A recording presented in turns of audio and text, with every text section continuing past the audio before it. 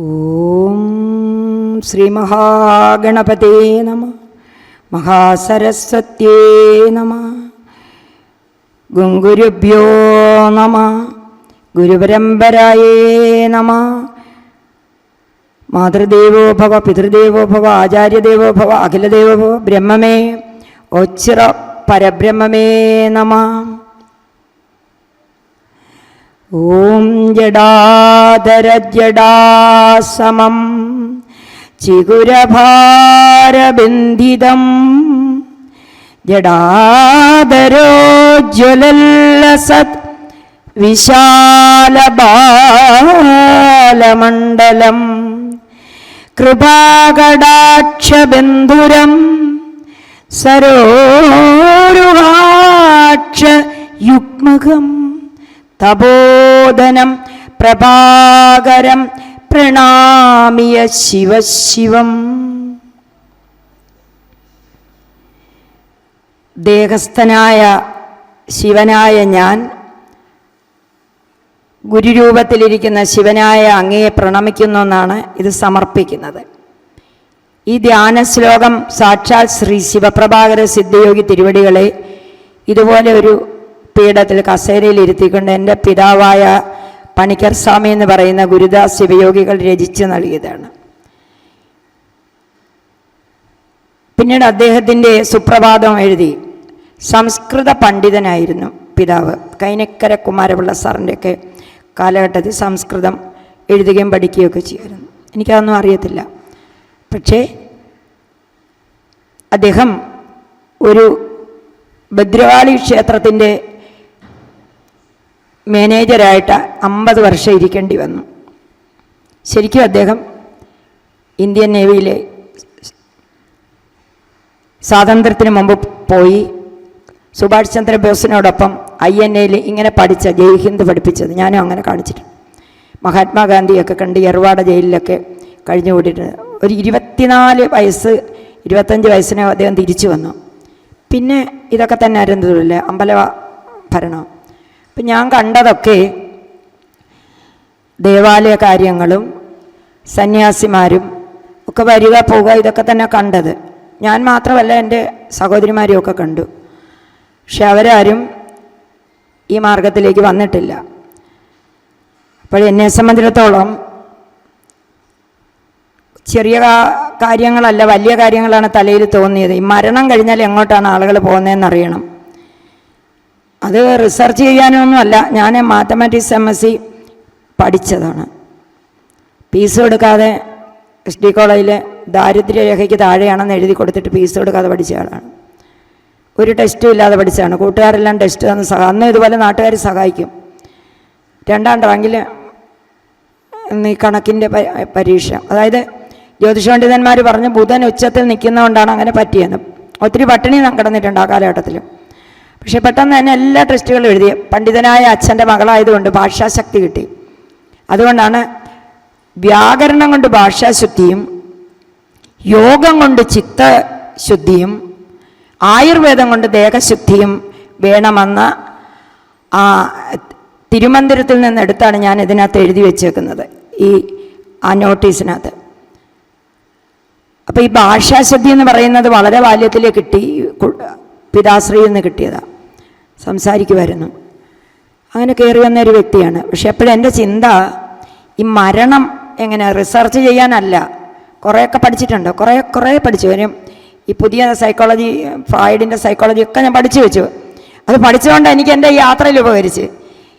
എന്നെ വാക്കല്ലാതെ നോക്കുവോ എന്നെ വാക്കല്ലാതെ തൊടുകയോ ചെയ്ത അന്നേരം എനിക്കറിയാം എൻ്റെ ആ ബോഡി തെറാപ്പിയൊക്കെ കണ്ടുപിടിക്കാൻ ഞാൻ ഈ ആധുനിക സൈക്കോളജി എനിക്ക് ഉപകരിച്ചിട്ടുണ്ട്. അത് ആർക്കും അറിയത്തില്ല. ഞാനിങ്ങനെ വീറായിട്ട് നടക്കുമ്പോൾ ഞാൻ ആരാണെന്ന് അറിയത്തില്ലല്ലോ. പക്ഷേ എനിക്കറിയാം. കണ്ണും ശരീരമൊക്കെ നോക്കുമ്പോൾ ബോഡി ലാംഗ്വേജ് എനിക്ക് പെട്ടെന്ന് പിടികിട്ടും. അത് പരഹൃദയജ്ഞാനമൊന്നുമല്ല, സൈക്കോളജിയാണ്. അതിനൊന്നും വേണ്ടിയിട്ടല്ല. എൻ്റെ വീട്ടിലെല്ലാവരും മരിക്കുക. കുടുംബം ISROയുടെ ചെയർമാനുള്ള കുടുംബം, MRR ഗ്രൂപ്പ്. പിന്നെ എന്താ പറയുന്നത്, എല്ലാം വലിയ ആളുകളാണ്, ചീഫ് സെക്രട്ടറി ഇവരെല്ലാം വലിയ ആളുകളാണ്. അകാല മൃത്യു സംഭവിക്കുക, ഇടമൊരുക്കാതെ ചാവുക അമ്മാവന്മാരുമൊക്കെ.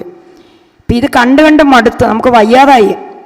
എനിക്കാണെങ്കിൽ മനോബലമില്ല ഇതൊക്കെ കാണാനും കേൾക്കാനും.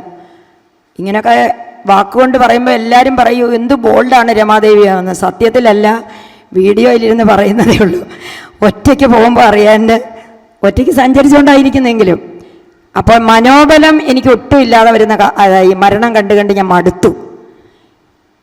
ഇനി ആരാ മരിക്കുന്നതെന്നാണ്. അതുകൊണ്ടാണ് മരണാനന്തരം എന്തെങ്കിലും ഉണ്ടോ, മരണം എങ്ങനെ ഉണ്ടാകുന്നു, ഇതാണ് ആധുനിക ആളുകൾ പറയുന്ന like attracts like, thought waves.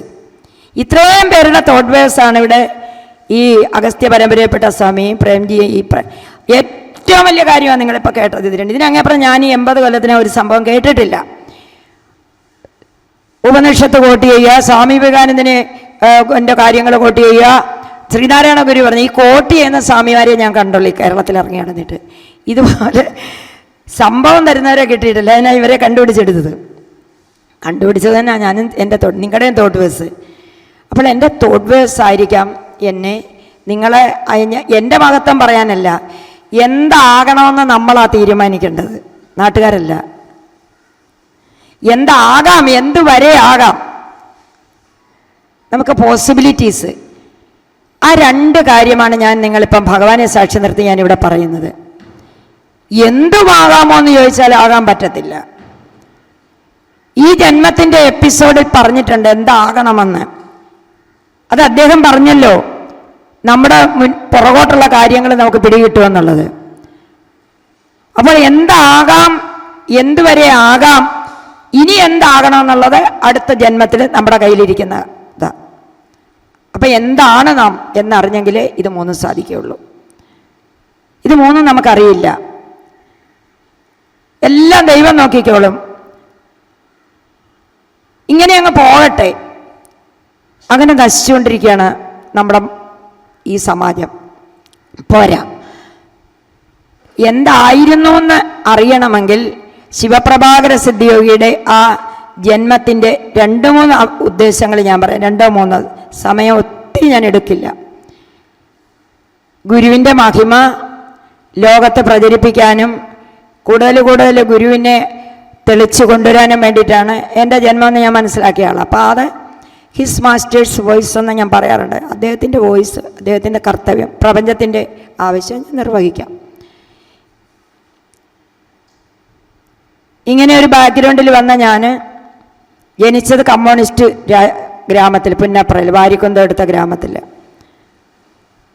ഒരു അധപ്പതനം, ദൈവവിശ്വാസത്തിൻ്റെ അധപ്പതനത്തിൻ്റെ വക്കിലാണ്. 47-ലാണ് ഞാൻ ജനിക്കുന്നത്.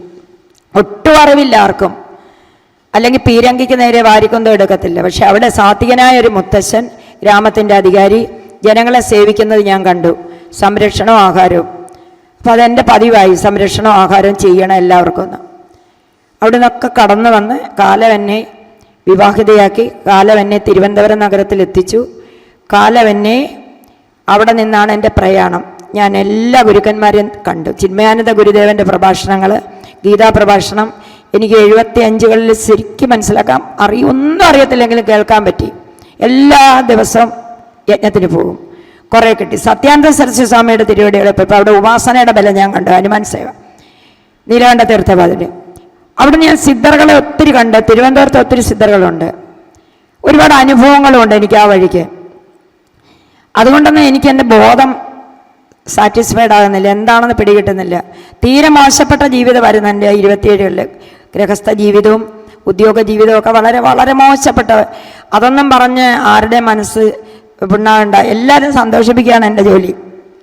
അല്ലാതെ എൻ്റെ ബാക്ക്ഗ്രൗണ്ട് പറഞ്ഞ് ഞെളിയാനല്ല. എല്ലാവരും സന്തോഷിപ്പിക്കണം. എൻ്റെ ലക്ഷ്യം അത് തന്നെ.